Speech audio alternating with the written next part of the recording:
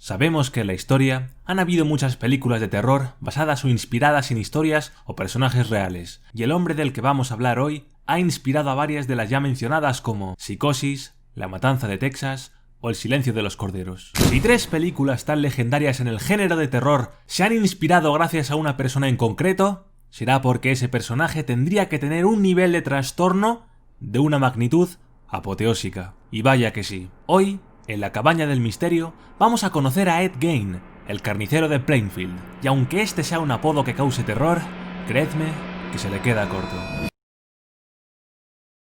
Edward Theodore Gein nació el 27 de agosto de 1906 en La Crosse, el estado de Wisconsin. Creció junto con su hermano Henry y con sus padres, que ya veremos que no le dieron precisamente una infancia muy fácil. Su padre George Gein no era precisamente una persona muy afectiva con la familia. Las vejaciones, desprecios y palizas a mujer e hijos eran pan nuestro de cada día, probablemente por sus serios problemas con el alcohol. Y si pensáis que su padre era alguien terrible, esperad a conocer a la madre. Augusta Lerck era una fanática luterana que despreciaba a los hombres y creía a las mujeres como la fuente del pecado. Para ella cualquier mujer era una prostituta creada por el diablo.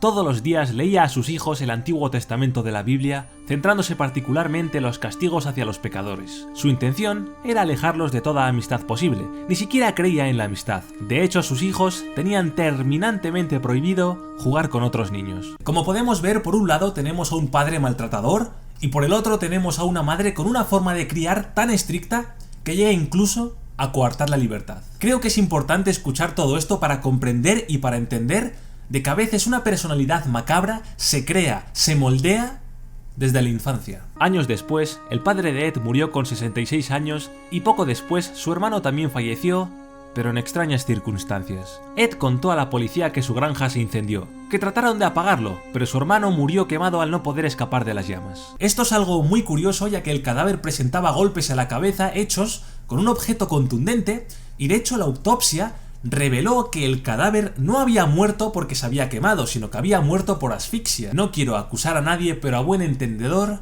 pocas palabras bastan. Posteriormente, la madre sufrió un paro cardíaco que la dejó en cama.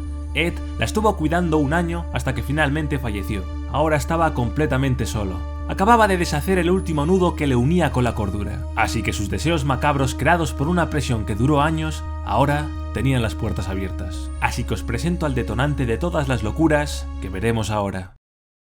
Asesinatos.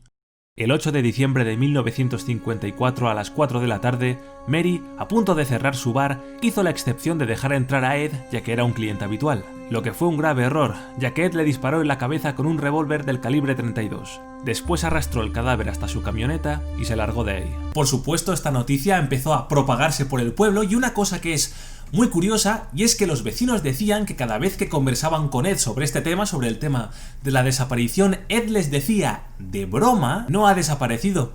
De hecho, está ahora mismo en mi granja. Más tarde sabréis que esto de broma tenía poco. Su segundo asesinato fue 3 años más tarde, cuando entró en la ferretería de Bernice Warden para comprar un líquido anticongelante. Ed pegó a Bernice un tiro en la cabeza con un rifle de caza y arrastró su cuerpo hasta su camioneta. Exactamente el mismo modus operandi que el primer asesinato, pero esta vez Ed cometió un terrible error. Como Ed compró aquel líquido anticongelante, su nombre figuraba en el libro de la contabilidad como último cliente. 2 agentes de policía fueron a arrestar a Ed y otros 2 fueron a la casa. Al registrarla, descubrieron lo realmente perturbado que estaba este loco.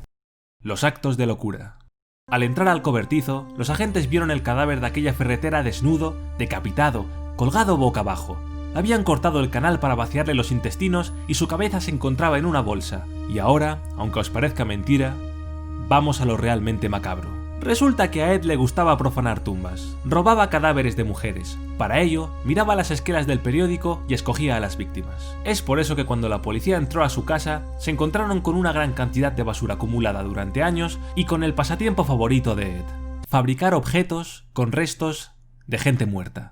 Encontraron cráneos humanos cortados de manera que sirvieran como cuencos, máscaras hechas con piel humana, una papelera de piel, sillas y ropa hecha también de piel de personas como leotardos, un cinturón hecho de pezones humanos, un corsé hecho a partir de un torso despellejado y una lámpara hecha con la cara de una persona. Aparte, como aderezo, se toparon con cosas como cabezas reducidas, 4 narices, huesos humanos, 10 cabezas de mujeres con la parte superior cortada, 9 vaginas en una caja de zapatos, órganos en la nevera e incluso labios humanos en la correa de la persiana. Por cierto, ¿os acordáis de Mary y de cuando Ed decía de broma que no había desaparecido sino que la tenía en su granja? Pues bien, encontraron el rostro de Mary en una bolsa y su cabeza estaba dentro de una caja. Al parecer, Ed no mentía. Pero en medio de aquel caos había una habitación que tenía la puerta tapiada que permanecía ordenada, impoluta, intacta. De hecho, estaba tan intacta que el cadáver de su madre, Augusta, aún estaba en la cama. Jamás fue enterrada. Detención. Cuando le detuvieron y empezaron a interrogarle, Ed no dijo absolutamente nada. Estuvo durante 30 horas en silencio hasta que le dijeron que le iban a poner enfrente el cadáver de Bernice, la ferretera. Es entonces cuando decidió confesar. Confesó que todos los días asaltaba tumbas y que unas veces robaba cuerpos y otras solamente las partes. Al parecer, una de las razones que le llevaban a hacer esto es que muchos de aquellos cadáveres le recordaban a su madre, y también añadió que nunca llegó a tener sexo con ningún cuerpo, ya que decía que olían muy mal. Ed mató a aquellas 2 mujeres, a la camarera y a la ferretera, porque eran todo lo que su madre odiaba. Y aquí es donde se pueden llegar a conclusiones como que lo hizo para sentir que su madre aún siguiese viva. Finalmente lo encerraron en el Hospital Psiquiátrico Estatal y fue diagnosticado como esquizofrénico. Allí moriría a los 77 años debido a un paro respiratorio y fue enterrado al lado de su madre. Aunque si estáis pensando en ir a Wisconsin a ver la tumba, que sepáis que ya no está, porque alguien la robó, después las autoridades policiales la volvieron a recuperar y actualmente la tienen ahí, muy bien custodiadita. Y esta ha sido la historia de Ed Gein, el hombre que hacía objetos con partes humanas. Como nota personal, quiero añadir que a mí este hombre pues me da mucha pena.